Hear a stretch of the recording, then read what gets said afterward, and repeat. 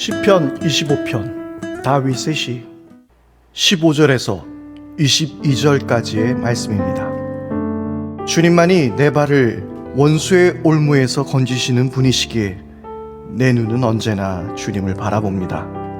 주님, 나를 돌보아 주시고 나에게 은혜를 베풀어 주십시오. 나는 외롭고 괴롭습니다. 내 마음의 고통에서 벗어나게 해 주시고 나를 이 아픔에서 건져 주십시오. 내 괴로움과 근심을 살펴 주십시오. 내 모든 죄를 용서하여 주십시오. 내 원수들을 지켜봐 주십시오. 그들의 수는 많기도 합니다. 그들은 불타는 증오심을 품고 나를 미워합니다. 내 생명을 지켜주십시오. 나를 건져주십시오. 내가 수치를 당하지 않게 하여 주십시오. 나의 피난처는 오직 주님뿐입니다. 완전하고 올바르게 살아가도록 지켜주십시오. 주님, 나는 주님만 기다립니다. 하나님, 이스라엘을 그 모든 고난에서 건져주십시오. 할렐루야, 우리의 구원자 되신 우리 하나님 아버지의 이름을 찬양합니다. 안녕하세요, 제주경 목사입니다. 오늘 하루도 하나님께서 주시는 은혜와 평강이 여러분들의 모든 삶 가운데 가득할 수 있게 되기를 축복합니다. 어제 여러분들을 만나지 못해 대단히 죄송합니다. 다윗은 하나님께 본격적으로 자신의 처지를 지금 말하고 있습니다. 다윗이 이전에는 주님이 어떤 분이신지에 대해서 이렇게 이야기하고 주님께서 자신의 삶 가운데 함께하여 주셔서 자신과 함께 의논하는 그런 하나님, 그러니까 일방적으로 이끌어 가시는 분이 아니라 내 마음을 헤아려 주시고 내 이야기도 들어주시고 나의 상황도 판단하여 주셔서 그래서 나와 함께 친밀한 그 대화 그리고 의논 속에서 내 길을 인도해 주시는 분이라고 그렇게 고백하다가 다윗은 이제 자신의 처지, 지금 상황에 대해서 심각하게 하나님 앞에 고백하고 있습니다. 하나님은 이런 분이셨는데 지금 내가 이런 상황입니다 라고 말하고 있는 것 같아요. 오늘 말씀해 보니까 주님만이 내 발을 원수의 올무에서 건지시는 분이시기에 내는 언제나 주님을 바라봅니다 하고 고백하면서 이제 그 이후에 나의 괴로움, 나의 근심, 나의 모든 고통에 대해서 지금 하나님께 간구하고 있습니다. 그런데 이 다윗의 고백을 바라보면서 내 발을 원수의 올무에서 건지시는 분이시기에 내 눈은 언제나 주님을 바라보고 있습니다 라는 이 부분에 대해서 우리가 함께 깊이 말씀을 깨달아야 할 것은요, 나의 문제가 생겼을 때에 우리는 항상 주변을 돌아보게 됩니다.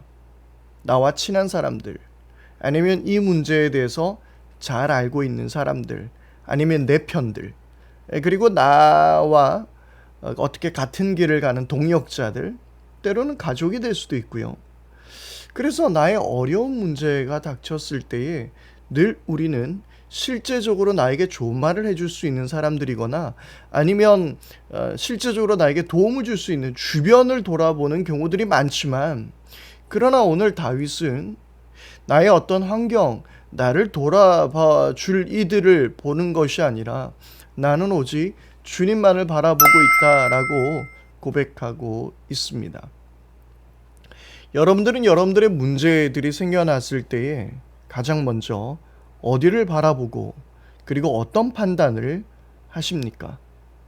우리 모두는 주님을 향해서 우리들의 시선을 놓치지 않고 주님만 의지하고 바라볼 수 있게 되기를 바랍니다. 주님께서 나에게 원하시는 것이 무엇인지, 그리고 주님의 뜻은 무엇인지, 주님의 그 말씀은 무엇인지 우리가 함께 그것을 깨달아야 하는 것입니다. 그리고 18절 말씀입니다. 내 괴로움과 근심을 살펴주십시오. 그러니까 지금 말씀드렸던 대로 다윗의 그 상황을 하나님께 고백하면서 내 괴로움 그리고 내 근심을 좀 잘 봐주십시오라고 고백하다가 다윗은 계속해서 이렇게 말하고 있습니다. 내 모든 죄를 용서하여 주십시오. 아마 그런 마음이 아니었을까요? 하나님께 지금 내가 처해져 있는 환경을 고백하다 보니 어쩌면 나의 지금 주변에 일어나고 있는 이 문제들이 내 죄악으로 말미암은 어떤 결과들이 아닌가 하는 아마 그런 생각을 해보지 않았을까요? 우리도 기도하다 보면은요, 어떤 문제를 두고 하나님 앞에 나아가다가 어느 순간인가 이것이 하나님 앞에 기도하는 것과 동시에 하나님, 제가 그 부분에서 실수한 것 같습니다. 하나님, 제가 그 사람에게 무언가를 잘못한 것 같습니다. 라고 우리들의 모습을 돌아볼 때가 있는 것이죠. 아마 다윗도 그런 의미였지 않았을까 하는 생각이 듭니다. 나는 많이 괴롭습니다. 저 원수들이 나를 삼키려고 합니다. 라고 고백하는 순간 이 문제들이 나의 죄악으로부터 시작된 것은 아닌가. 이 시편이 언제 지어졌는지 정확히 알 수는 없습니다. 그런데 그런 생각은 해볼 수 있을 것 같아요. 그가 압살롬으로부터 쫓김을 당했던 그때에 하나님 너무 괴롭습니다. 나를 좀 보살펴 주십시오. 라고 기도하는 그 순간에 자신이 그 우리아의 아내였던 그 밧세바를 범했던 그때의 일들이 떠오르지 않았을까요? 결국 이 모든 괴로움이 나의 죄악으로부터 시작되었다라는 그 생각을 하지는 않았을까요? 아마 오늘 다윗의 이 고백을 바라보면서 다윗의 마음 그리고 우리들의 모습을 떠올려 봅니다. 결국 하나님의 도우심, 그 하나님의 임재, 그 앞으로 갈 수 있는 가장 확실한 그 길이 있다면, 열쇠가 있다면 그것은 바로 우리들의 죄를 하나님 앞에 고백하는 것입니다. 그리고 우리가 회개하는 것입니다. 회개가 바로 하나님께로 나아가는 강력한 열쇠입니다. 그래서 우리들의 죄가 여전히 내 마음속에 나를 사로잡아 오게 될 때에 하나님 앞에 우리는 온전한 기도를 드리는 것도 쉽지 않습니다. 뭔가 계속해서 하수구가 막혀 있는 것처럼 뭔가 계속 기도가 풀려지지 않는 듯한 느낌이 들 때가 있죠. 바로 그럴 때는 내 마음속에 나를 사로잡고 있는 죄악이 무엇인지 우리가 고백하며 회개하며 주님께 나가야 할 것입니다. 그래서 우리들의 기도는 감사와 회개를 가장 먼저 시작하고 이어지게 되는 것이죠. 그리고 다윗은 또 이렇게 고백합니다. 19절입니다. 내 원수들을 지켜봐 주십시오. 그들의 수는 많기도 합니다. 그들은 불타는 증오심을 품고 나를 미워합니다. 이제 이 적군들이 얼마나 강한지, 그 원수들이 얼마나 강한지에 대해서 다윗은 이야기하고 있어요. 그런데 다윗에게 문제는 이 원수들의 수가 아니에요. 그들의 수가 많기도 하고 그들이 얼마나 강한가, 이것은 알고는 있지만 그러나 그것이 중요하지 않다라는 것은 우리는 20절을 통해서 볼 수 있습니다. 내 생명을 지켜주십시오. 나를 건져주십시오. 내가 수치를 당하지 않게 지켜주십시오. 나의 피난처는 오직 주님뿐입니다. 원수들이 어떠하게 강하든지 하나님이 아시죠. 그런데 저는 중요한 것은 주님만이 나의 피난처라는 것입니다. 바로 그렇게 고백하는 것이죠. 여러분, 우리들의 주변을 돌아보지 말고, 그리고 적이 얼마나 강한지 그것에 우리들의 마음이 빼앗기지 말고, 모든 것을 해결해 주시는 분이신 하나님께 가까이 나갈 수 있기를 바랍니다. 그래서 21절은 이렇게 고백하는, 완전하고 올바르게 살아가도록 지켜주십시오. 주님, 나는 주님만 기다립니다.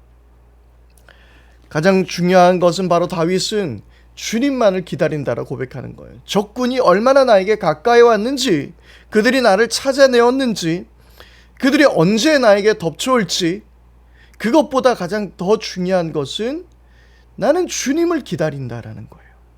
이것은 이 상황을 체면하고 그리고 막연한 그런 기다림이 아닙니다.